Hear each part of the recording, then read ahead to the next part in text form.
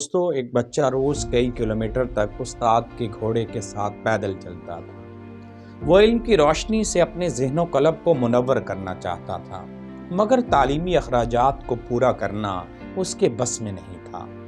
नाज़रीन, लेकिन उसके अंदर इल्म की इस कदर शदीद तड़प थी, इस कदर शदीद लगन थी कि वो इल्म को हासिल करने के लिए हर तरह की मुश्किलात को बर्दाश्त करने का हौसला रखता था।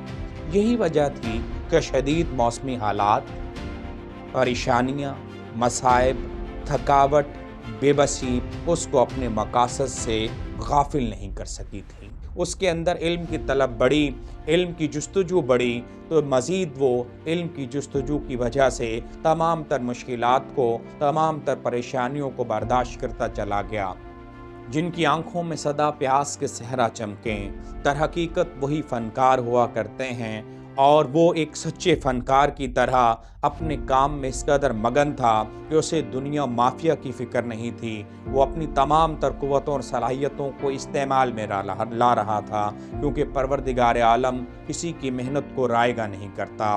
लैसल इंसान इल्ला मासा, इंसान के लिए वही कुछ है जिसके लिए वो कोशिश करता है, और उस कोशिश ने उसको पूरी दुनिया में एक नामवर शख्सियत के तौर पर मुतारिफ करवा दिया। नाज़रीन, वो कौन सी शख्सियत थी, वो कौन सा शख्स था, वो कौन सा बच्चा था जो पूरी दुनिया में एक बेहतरीन मिसाल के तौर पर जाना जाने लगा? वो इमाम गज़ाली रहमतुल्लाह अलैह थे, जिन्होंने इल्म की शम्मा रोशन की और जिससे आज भी अहले इल्म फैज़याब हो रहे हैं।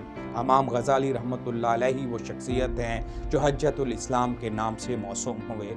अहले इल्म कहते हैं कि अगर रास्ता खूबसूरत हो तो पता करो इसकी मंजिल कौन सी है, और अगर मंजिल खूबसूरत हो तो रास्ते को भूल जाइए, बल्कि रास्ते को छोड़कर मंजिल की जानिब गामज़न हो जाइए।